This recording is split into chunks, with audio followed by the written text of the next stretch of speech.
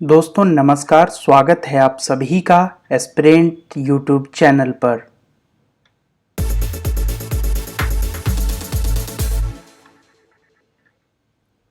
अभी के इस वीडियो में हम देखेंगे विजन आईएएस का टेस्ट सीरीज का क्वेश्चन नंबर 41 से आगे का डिस्कशन।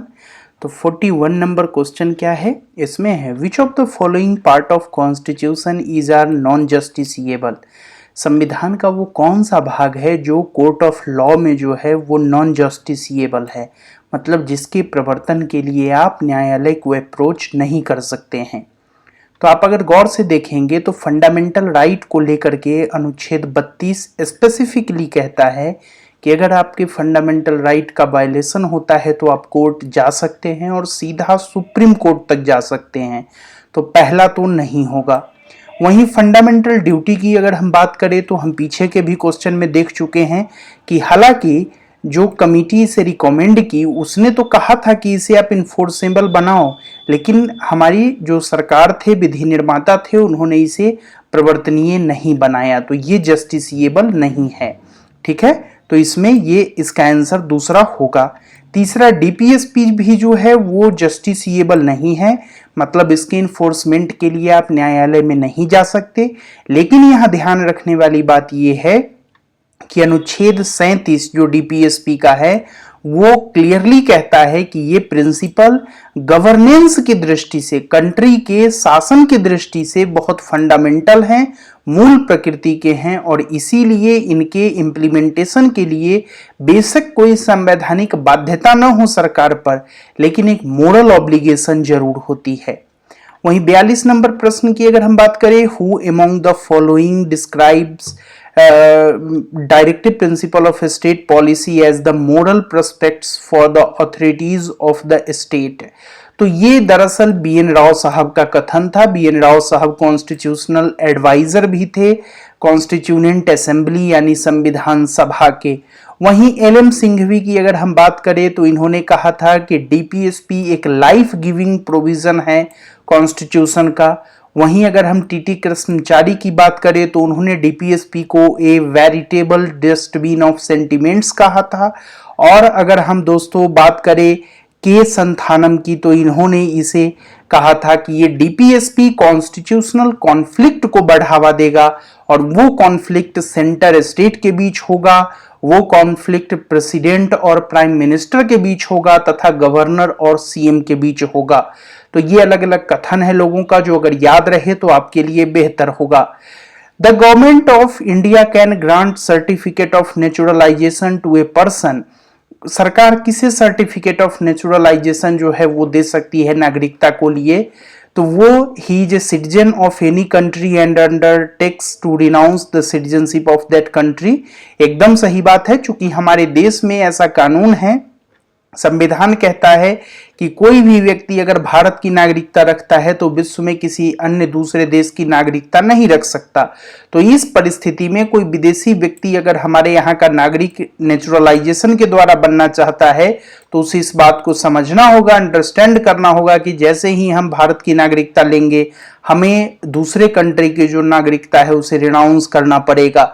दूसरा, he has an adequate knowledge of a language specified in the 8th schedule of the constitution.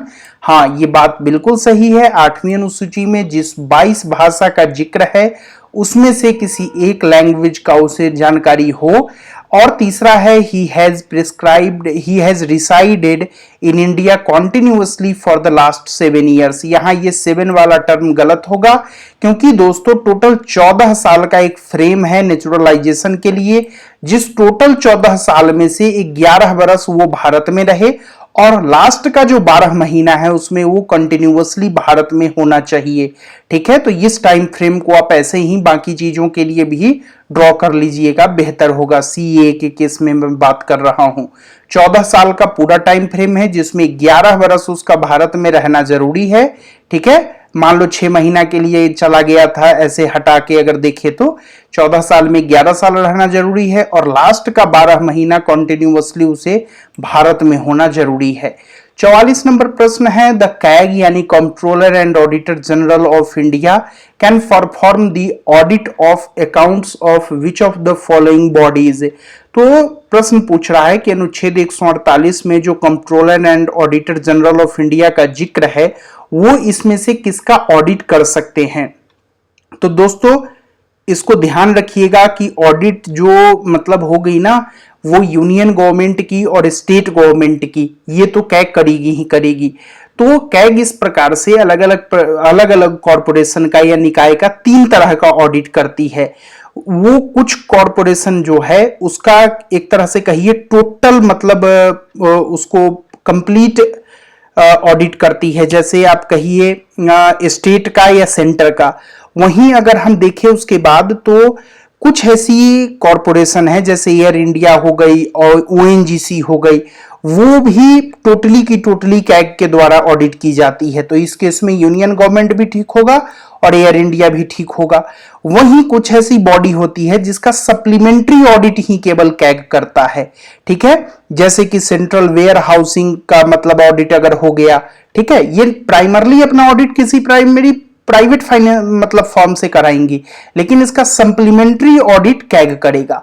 वहीं कुछ ऐसी संस्था होती है जो केवल और केवल प्राइवेट ऑडिट ही अपना करवाती है, कैग उसका ऑडिट प्राइमरली मतलब करता ही नहीं है सीधा अगर मैं कहूं तो, जैसे कि एसबीआई हो गई। तो इसे ध्यान रखिएगा।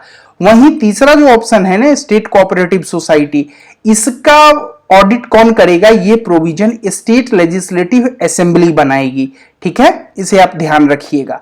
45 नंबर प्रश्न है national human right commission NHRC has a limited role with respect to violation of human right by armed forces, which of the following statement is are correct in this regard. तो इसमें NHRC के संबंध में और armed force के मतलब द्वारा जो वायलेशन होता है ह्यूमन राइट का, उस पर यह प्रश्न है। पहला ऑप्शन है it can suo motu seek a report from the government with regard to violation of human right by armed force. ये बात बिल्कुल सही है। अगर उसको कहीं लगता है कि आर्म्ड फोर्स के द्वारा ह्यूमन राइट का वायलेशन हुआ है तो वो सो मोटो रिपोर्ट सरकार से मांग सकती है। दूसरा, the government is required to inform about the action taken on the recommendation of NHRC within 3 month. तो हाँ, NHRC विद इन 3 मंथ सही है, लेकिन अगर कोई और टाइम फ्रेम भी NHRC उपलब्ध कराता है ना इस 3 महीना के अलावा, ठीक है, तो उस टाइम फ्रेम में सरकार को जो है वो मतलब जो भी एक्शन लिया है ना उसको बताना पड़ेगा, इन्फॉर्म करना पड़ेगा। और NHRC जो है ये एक संवैधानिक निकाय नहीं है, ये एक सांविधिक यानी स्टैट्यूटरी निकाय है, मतलब पार्लियामेंट के कानून के द्वारा इसका गठन हुआ है। और कौन सा कानून है, तो NHRC national human right commission act 1993 है। इसमें एक चेयरमैन होते हैं, ठीक है, इसे मतलब सिंपल ध्यान रखिएगा। और यहां पर एक ट्रिक ये हो सकता है 2 मेंबर होते हैं, ध्यान रखिएगा। ये क्या है, एक चेयरमैन है, 2 मेंबर है, और इसके अलावा चेयरपर्सन जो होते हैं ना बहुत सारी कमीशन के, वो भी इसमें शामिल होते हैं, जैसे national commission of SC, national commission of ST, national commission of backward classes, national commission of women या फॉर वीमेन, फिर national commission for the protection of child right और national commission for person with disability. तो इन सब के chairman भी इसमें होते हैं, तो इसे ध्यान रखिएगा, ठीक है, बहुत इंपॉर्टेंट है। और इसके लिए एक टर्म यूज किया जाता है कि ये क्या है, ये ह्यूमन राइट का जो है वो वॉच डॉग है हमारी कंट्री में, ठीक है। अब 46 नंबर क्वेश्चन क्या है, the constitution of India originally provided for which of the following provision related to citizenship. तो दरअसल हमारा जो संविधान है ना वो केवल और केवल संविधान लागू होने के समय सिटीजनशिप की बात करता है। तो modes of acquiring citizenship after the commencement of the constitution नहीं, at the time of the commencement of the constitution. और लागू होने की बाद की सारी जिम्मेदारी वो किसको दे दिया है, पार्लियामेंट को दे दिया है। और पार्लियामेंट इसी के लिए सिटीजनशिप एक्ट 1955 बना रखा है, जिसमें समय दर समय संशोधन होता है और उसी के द्वारा बाकी चीजों को रेगुलेट करती है। हमारे देश में क्या है, बर्थ के द्वारा, डिसेंट के द्वारा, नेचुरलाइजेशन के द्वारा, उसके बाद रजिस्ट्रेशन के द्वारा, और अगर किसी टेरिटरी का एक्विजिशन किया जाता है भारत के द्वारा तो इन 5 तरीकों से जो है वो सिटीजनशिप लिया जा सकता है। वहीं 3 तरीकों से भारत की सिटीजनशिप छोड़ी जा सकती है, रेनाउंसिएशन के द्वारा, टर्मिनेशन के द्वारा और डेप्रीवेशन के द्वारा। तो पहला जो हमारा था ये गलत हो जाएगा।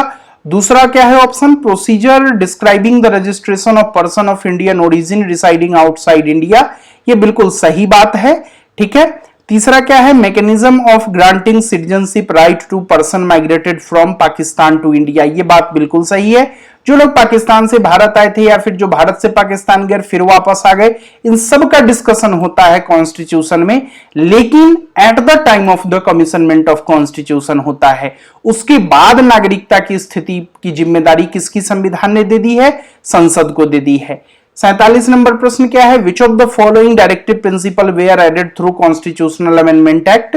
तो इनमें से आप देखो, सिंपल मैं इसको समराइज यहां किया हूं, ध्यान रखना 4 संवैधानिक संशोधन जो है ना वो डायरेक्टिव प्रिंसिपल को अमेंड करता है। सबसे पहले 42वां संविधान संशोधन 1976 का है, वो 4 नए डायरेक्टिव प्रिंसिपल को जोड़ता है।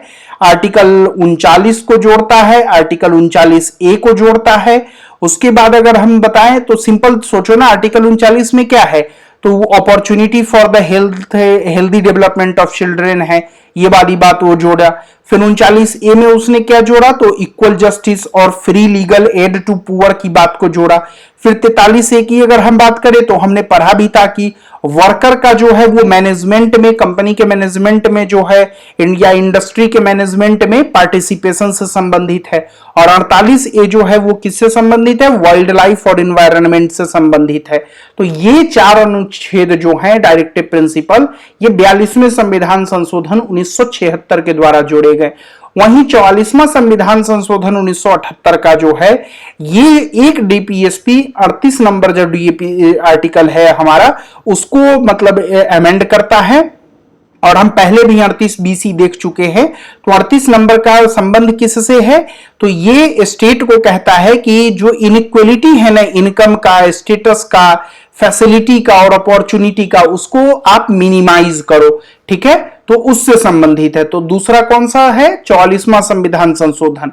फिर 86वां संविधान संशोधन 2002 में क्या हुआ, 45 नंबर जो अनुच्छेद है उसको अमेंड किया गया। और जो बातें 45 नंबर में लिखी गई उसको 21A में फंडामेंटल राइट बना दिया। और फिर 0 से 6 बरस का जो बच्चा है उसके मतलब एक तरह से कहिए केयर का या फिर एजुकेशन का जिम्मेदारी डीपीएसपी में इंसर्ट कर दिया गया।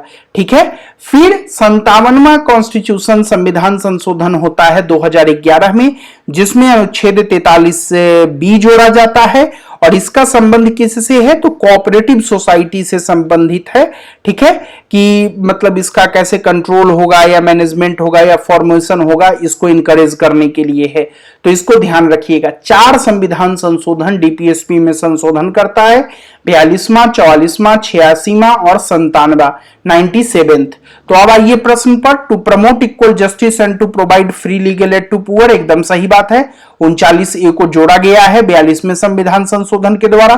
To protect and improve the environment and to safeguard forest and wildlife, इसको भी जोड़ा गया है 48A को, किसके द्वारा, आपको 42वें संविधान संशोधन के द्वारा। To minimize inequalities in income, status, facilities and opportunity, अनुच्छेद 38 है। इसको क्या किया गया, इसको जोड़ा गया, लेकिन 42वें के द्वारा नहीं, 44वें संविधान संशोधन के द्वारा। फिर to raise the level of nutrition and the standard of living of people and to improve public health, ये अनुच्छेद 47 है। और अब तक हम जितना भी अनुच्छेद पढ़े हैं उसमें कहीं भी ये जुड़ा हुआ डीपीएसपी की श्रेणी में हमें नहीं दिखा है, मतलब 4 हटा दीजिए, 1, 2, 3 आपका सही जवाब हो जाएगा। 48 नंबर प्रश्न है, arrange the following events of constituent assembly in the correct chronological sequence. तो ratification of India's membership of Commonwealth कब हुआ, मई 1949 में हुआ। एडॉप्शन ऑफ नेशनल फ्लैग को कब एडॉप्ट किया गया, 22 जुलाई 1947 को किया गया। नेशनल एंथम को कब किया गया, तो 24 जनवरी 1950 को किया गया। 24 जनवरी 1950 और इंपॉर्टेंट इसलिए होता है क्योंकि इस दिन नेशनल एंथम, नेशनल सॉन्ग और हमारे पहले राष्ट्रपति, तीनों चीजों को चुना गया था। ठीक है, तो इसको ध्यान रखिएगा। तो इसमें आप क्रोनोलॉजी में सजा दीजिए, सबसे पहले 47 की घटना होगी, फिर 49 की घटना होगी, फिर 50 की घटना होगी। ठीक है, 49 नंबर प्रश्न, which of the following fundamental right are available to only Indian citizens. तो आप देखिए इसको तो बिल्कुल रट लो यार कि केवल और केवल भारतीय सिटीजन को कौन सा मूल अधिकार है। 15, 16, 19, 29, 30, 20 बार बोलो कम से कम। 15, 16, 19, 29, 30, 15, 16, 19, 29, 30, 15, 16, 19, 29, 30, 15, 16, 19, 29, 30। ठीक है, अब प्लीज इसे याद कर लो। तो ये केवल और केवल भारत के नागरिकों को प्राप्त है। वहीं आर्टिकल 14 और 20 से लेके 28 तक, चाहे वो 20 हो, 21 हो, 21A हो, 22, 23, 24, 25, 26, 27, 28, तो 14 और 20 से लेके 28 तक ये फॉरेनर के लिए भी है और इंडियन सिटीजन के लिए भी है। बात समझ आई? तो इसको याद कर लो। अब सवाल बनाओ, देखो हल हुआ है। प्रोहिबिशन केवल सिटीजन को कौन सा है? तो prohibition of discrimination on ground of RRCSP. RRCSP क्यों? Religion, race, RR, caste, sex और प्लेस ऑफ बर्थ, आरआरसीएसपी। तो ये कौन है? ये हमारा 15 नंबर है। ठीक है, फ्रीडम ऑफ प्रोफेशन, तो ये क्या है? 19 नंबर में जो 6 फ्रीडम है उसमें से एक ये है। ठीक है भाई। Right of minority to establish and administer educational institution, ये भी एकदम सही है। लेकिन prohibition of traffic in human beings, तो ध्यान रखो 14 को छोड़ के 20 से 28 के बीच में जितना भी अनुच्छेद है ये सिटीजन्स को भी प्राप्त है और बाहरी लोगों को भी प्राप्त है। तो क्या होगा? चौथा नहीं होगा। तो 1, 2, 3 इसका सही जवाब हो जाएगा। 50 नंबर प्रश्न क्या है? The expression union of state under article 1 of the Indian constitution include which of the following. तो देखो पार्ट 1 का जो पहला अनुच्छेद है ना, अनुच्छेद 1, उसमें यूनियन ऑफ स्टेट की बात की गई है। तो 2 टर्म होता है संविधान का। पार्ट 1 जो है ना वो अलग अलग अनुच्छेद में 2 टर्म का जिक्र करता है। एक आर्टिकल 1 में यूनियन ऑफ स्टेट का, यूनियन ऑफ स्टेट जहां भी आएगा तो उसमें केवल और केवल राज्यों के संघ की बात हो रही है, इसमें यूनियन टेरिटरी शामिल नहीं है। लेकिन वहीं अगर राज्य क्षेत्र, भारत राज्य क्षेत्र या टेरिटरी ऑफ इंडिया अगर होगा ना, तो टेरिटरी ऑफ इंडिया एक बहुत बड़ा टर्म है क्योंकि इसमें सारे स्टेट, सारे यूनियन टेरिटरी और इन फ्यूचर अगर कोई क्षेत्र एक्वायर करती है इंडियन गवर्नमेंट तो वो सभी का सभी क्षेत्र जो है वो टेरिटरी ऑफ इंडिया में शामिल होगा। तो आर्टिकल 1 के अंतर्गत यूनियन ऑफ स्टेट में केवल और केवल इंडियन स्टेट्स है, इसमें यूटी और टेरिटरी में भी एक्वायर्ड बाय गवर्नमेंट ये नहीं है। तो इन तीनों को मिला देंगे तो क्या बन जाएगा? Territory of India. और केवल स्टेट के टेरिटरी को लेंगे या संघ लेंगे तो यूनियन ऑफ इंडिया कहलाएगा। तो ये ध्यान रखना। 51 नंबर प्रश्न क्या है? Consider the following statement regarding UCC. Under article 44 of Indian constitution the state shall endeavour to secure UCC throughout the territory of India. बिल्कुल सही बात है। हमारा डीपीएसपी का अनुच्छेद 44 यूनिफॉर्म सिविल कोड की बात करता है और यह गलत बात है। गुजरात नहीं, गोवा पहला राज्य है जिसके पास अपना यूसीसी है, यूनिफॉर्म सिविल कोड है। ठीक है, तो हमारे जो भूतपूर्व है ना चीफ जस्टिस ऑफ इंडिया, वो इसको लेकर कमेंट किए थे, तब से ये चीज जो है वो गर्म मुद्दा बना हुआ है। 52 नंबर प्रश्न है consider the following statement with respect to preamble of the constitution. The preamble was enacted before the rest of the constitution was enacted by the constituent assembly। गलत बात। संविधान सभा जब पूरा संविधान बना ली ना उसके बाद प्रीएम्बल को मतलब इनेक्ट की। क्यों? ताकि ये इंश्योर किया जा सके कि जो पूरा संविधान है उससे मतलब या आप कहो उसका उससे उसको क्या टर्म एग्जैक्ट कहेंगे, मतलब उससे प्रेरित होकर के ये प्रीएम्बल बना है या उसी से डिराइव किया गया है। बात समझ है? ये अलग नहीं है कोई, उसी का समरी है अगर सीधा मैं आपको कहूं। या फिर जैसा हमारे जो ग्रेट नोबलिस्ट हैं वो कहे हैं, जो जानकार है, कि वो आइडेंटिटी कार्ड है उस कॉन्स्टिट्यूशन का। तो ये कब हुआ है? संविधान बनने के बाद ऐड किया गया है ना? तो यहां बिफोर नहीं आफ्टर होगा। The preamble is based on objective resolution drafted and moved by Jawaharlal Nehru 1946। ये बात बिल्कुल सही है। 13 दिसंबर 1946 को ड्राफ्ट किया गया था ऑब्जेक्टिव रिजोल्यूशन, उद्देश्य प्रस्ताव को, और मूव किया गया था जवाहरलाल नेहरू जी के द्वारा। फिर 22 जनवरी 1947 को इसको संविधान सभा ने सर्वसम्मति से अडॉप्ट कर लिया था। तो इसमें केवल दूसरा सही होगा, पहला गलत हो जाएगा। 53 नंबर प्रश्न क्या है? ये कहता है which of the following statement is are correct regarding the national policy for rare disease 2020-2021। तो मिनिस्ट्री ऑफ हेल्थ जो है वो national policy of rare disease लेकर आई है 2021 की। तो ये क्या clearly provide the definition of rare disease? नहीं, इसमें रेयर डिजीज का क्लियर कट डेफिनेशन नहीं दिया गया है। हालांकि ये रेयर डिजीज को 3 ग्रुप में क्लासिफाई जरूर करता है, तो पहला गलत हो जाएगा। दूसरा, it provide for setting up A digital platform for collecting voluntarily individual contribution, बिल्कुल सही बात है। और इसमें क्राउड फंडिंग का भी जो प्रोविजन है वो स्वीकार किया गया है। तीसरा, it provide for the treatment of rare disease under Ayushman Bharat scheme, नहीं, ये राष्ट्रीय आरोग्य निधि के तहत एक मुश्त 20 लाख रुपए जो असाध्य बीमारी है या फिर दुर्लभ बीमारी आप कहिए उसके ट्रीटमेंट के लिए देने का प्रावधान करता है, आयुष्मान भारत स्कीम के अंतर्गत नहीं, इसको ध्यान रखिएगा।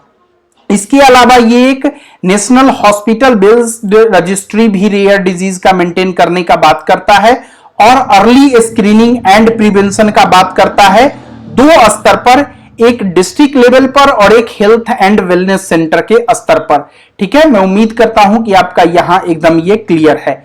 54 नंबर प्रश्न है, in which of the following landmark case Supreme Court described that the Indian constitution is founded on the bedrock of the balance between fundamental right and DPSP. तो हम बार बार इस टाइमलाइन को डिस्कस कर चुके हैं कि जो हमारा 1951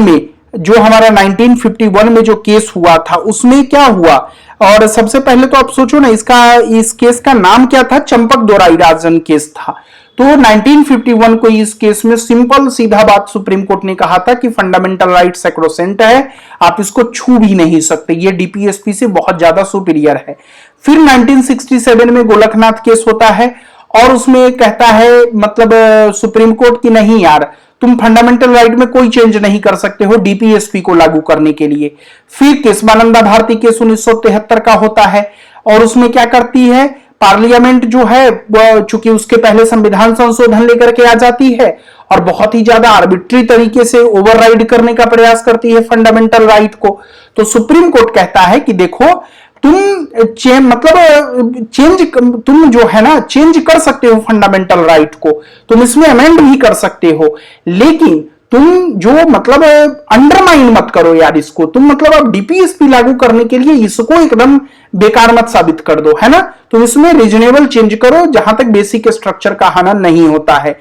फिर मिनर्वा मिल्स केस 1980 का होता है क्योंकि इसके बाद मुद्दा और गर्मा जाता है, टसल बढ़ जाता है एग्जीक्यूटिव जुडिशियरी को लेके।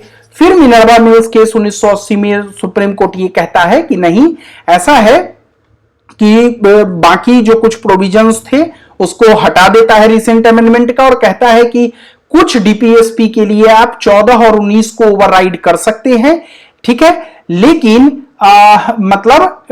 इन दोनों के बीच जो है वो बैलेंस बना रहेगा। तो बैलेंस बनने की बाद मिनर्वा मिल्स केस में 1980 में सुप्रीम कोर्ट करता है और कौन, पीएन भागवती जो थी जिनका पीआईएल के केस में भी जिक्र होता है, पीआईएल के जनक के रूप में उन्होंने ये बात कहा था। 55 नंबर प्रश्न है, consider the following statement regarding GSAP. तो दरअसल ओपन मार्केट ऑपरेशन पढ़ते हो ना इकोनॉमी में, उसमें क्या होता है, आरबीआई जो है वो गवर्नमेंट सिक्योरिटी का खरीद बेच करता है और लिक्विडिटी को कंट्रोल करने का कोशिश करता है। ठीक है, क्या होगा, कैसे कंट्रोल करेगा, तो मान लो आरबीआई अगर गवर्नमेंट सिक्योरिटी खरीदेगा तो मार्केट से इसको क्या मिलेगा, मार्केट से कागज मिलेगा और ये मार्केट को पैसा देगा, तो क्या होगा, मार्केट में पैसा बढ़ जाएगा। वहीं अगर ये इसको बेचना शुरू करे तो क्या होगा, मार्केट इसको पैसा देगा और ये कागज देगा, तो मार्केट में पैसा घट जाएगा।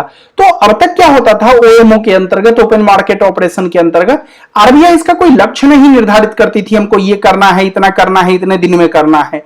लेकिन जीसैप इसलिए इंपॉर्टेंट हो जाता है, वही चीज है बट ये समझ लो टारगेट के साथ आया है, ठीक है, और इसमें वो सरकार के लिए कुछ पैसा जमा कर रही है टारगेटेड फॉर्म में, जहां क्लियर कट बात कही गई है कि हम इतने दिन में इतना रुपए जब मतलब उठाएंगे, कहां से, मार्केट से उठाएंगे, ध्यान रखिएगा।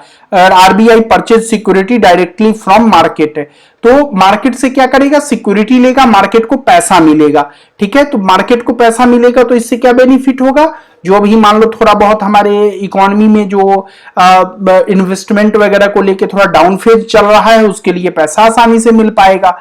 इससे एक जुड़ा हुआ कॉन्सेप्ट था आपका उसमें एक्सप्लेनेशन में, बॉन्ड यील्ड जो होता है ना वो उसके प्राइस से इनवर्सली रिलेटेड होता है।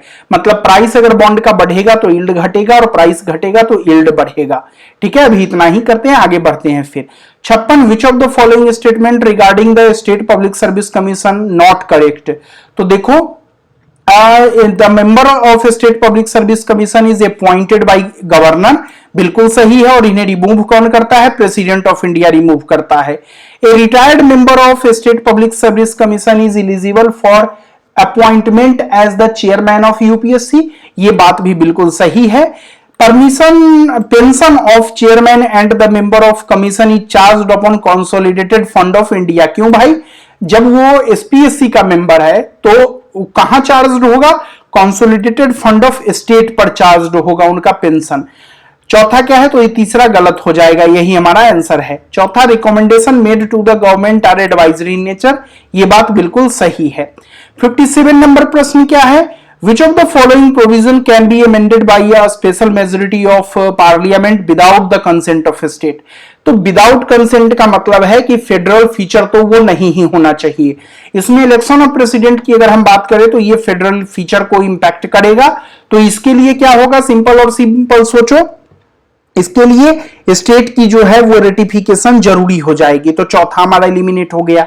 वहीं rules of procedure in parliament की हम बात करें तो चाहे कोरम हो पार्लियामेंट का, या एमपी का सैलरी हो, या एमपी का जो है, या पार्लियामेंट्री कमेटी का प्रिविलेज हो, या फिर अंग्रेजी का पार्लियामेंट में इस्तेमाल हो, या rules of procedure in parliament हो, ये सब का सब सिंपल जो हमारा होता है अमेंडमेंट मेजोरिटी उससे हो जाता है। और सिंपल मेजोरिटी को ध्यान रखना, सिंपल मेजोरिटी से जो संविधान संशोधन होगा वो अनुच्छेद 368 के अंतर्गत उसको संविधान संशोधन अधिनियम नहीं कहा जाएगा, इसे ध्यान रखना। ठीक है, इसको अच्छे से ध्यान रखना, कोई दिक्कत यहां तक। और वहीं पर कुछ और फीचर क्या होंगे जिसमें स्टेट का मतलब मंजूरी जरूरी पड़ेगा, तो अगर कोई लेजिस्लेटिव पावर का जो है सेंट्रल स्टेट के बीच अगर कोई अमेंडमेंट होगा उसमें जरूरत पड़ेगा, अगर कोई एग्जीक्यूटिव पावर जो है उसका अगर कोई चेंजिंग करेगी यूनियन और स्टेट के बीच, वहां जरूरत पड़ेगा। सुप्रीम कोर्ट हाई कोर्ट के संबंध में अगर कोई अमेंडमेंट होगा उसमें राज्य के सहमति की जरूरत पड़ेगी। 58 नंबर क्या है, there is a border dispute between India and neighbouring country X if that dispute has to be resolved without India having to cede any of its territory। moral of the story ये कह रहा है कि बिना अपना जमीन किसी को दिए अगर बॉर्डर डिस्प्यूट को सुलझाना है तो क्या इसके लिए सिंपल मेजोरिटी लगेगा, संविधान संशोधन लगेगा, या क्या करना होगा। तो आपको मैं बार बार बता चुका हूं, बेरूबारी जो है उसमें 1960 बेरूबारी यूनियन केस, उसमें सुप्रीम कोर्ट ने क्लियर कहा था कि मतलब जब सिसेशन होगा, मतलब अगर देना पड़ेगा किसी दूसरे देश को भारतीय टेरिटरी, तो उसके लिए संविधान संशोधन की जरूरत पड़ेगी, और वो काम केवल और केवल संविधान संशोधन अनुच्छेद 368 के अंतर्गत होगा। लेकिन अगर बिना किसी लैंड मतलब लैंड को सीड किए हुए अगर भारत सरकार कोई बॉर्डर डिस्प्यूट सुलझाती है, तो एमआई पटेल केस में सुप्रीम कोर्ट ने 1969 में कहा कि नहीं नहीं, ये काम बिना कॉन्स्टिट्यूशनल अमेंडमेंट का केवल और केवल कार्यकारी एक्शन से, एग्जीक्यूटिव एक्शन से भी हो सकता है, तो बी हमारा सही जवाब होगा। 59 नंबर क्वेश्चन है, which of the following fundamental right protect individual against both state and private individual action. मतलब इनमें कौन सा हमारा मूल अधिकार है जो स्टेट और प्राइवेट इंडिविजुअल के एक्शन दोनों के खिलाफ हमें प्रोटेक्ट करता है। तो ध्यान रखना, सारा फंडामेंटल राइट स्टेट के अगेंस्ट हमें प्रोटेक्ट करता है, लेकिन प्राइवेट इंडिविजुअल के अगेंस्ट जो है कुछ ही करता है, जिसमें अनुच्छेद 15(2) है, जिसमें RRCSP religion, race, caste, sex and place of birth का जिक्र है। मतलब आप इसके आधार पर किसी को कुआं में पानी पीने से या फिर जो बेसिक कम्युनिटी की चीज है उससे नहीं रोक सकते हैं। अनुच्छेद 17 है अनटचेबिलिटी वाला जो मैटर है, उसके बाद अनुच्छेद 23 है और 24 है, जिसमें वो फोर्स्ड लेबर और चाइल्ड का जो फैक्ट्री में काम है जिसको बैन किया गया है। तो ये प्राइवेट इंडिविजुअल के भी खिलाफ अवेलेबल है। और ध्यान रखना है प्राइवेट इंडिविजुअल के खिलाफ अवेलेबल, लेकिन इसकी सुरक्षा की जिम्मेदारी किसकी है? इसको प्रोटेक्ट करने की जिम्मेदारी मतलब स्टेट की है। ठीक है, अब है क्वेश्चन नंबर 60, इसमें हम 60 ही करेंगे, फिर आगे 20 क्वेश्चन कर लेंगे। आप लोग बताइए कि अगले टेस्ट से हम कोशिश करेंगे 25-25 का 4 सेट कर ले, और चैनल को सब्सक्राइब कर दीजिए अगर आप लोगों को अच्छा लग रहा है तो। ठीक है, consider the following statement regarding article 19, right to form cooperative society under 19 is added by the way of constitutional amendment. बिल्कुल सही बात है, 19(1)(c) में इसको असेंबली वाले के एसोसिएशन के अंतर्गत ऐड किया गया है 57वां संविधान संशोधन 2011 के द्वारा। 6 राइट कौन कौन है आर्टिकल 19 में? स्पीच है, असेंबली है, एसोसिएशन है, मूवमेंट है, रिसाइड है और प्रोफेशन है।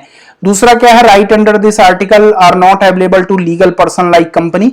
ये बिल्कुल सही बात है, ध्यान रखिएगा, ये केवल और केवल इंडियन सिटीजन्स को और जो कंपनी के शेयर होल्डर्स हैं उनको अवेलेबल है, स्टेट के खिलाफ, प्राइवेट इंडिविजुअल के खिलाफ नहीं, और ये लीगल पर्सन को या फिर फॉरेनर को अवेलेबल नहीं है। तो इसमें इतना ही रखते हैं। अब फिर 61 से 80 और फिर 80 से 100 डिस्कस कर लेंगे। आप सब अपना ख्याल रखिए और जुड़े रहिए। धन्यवाद।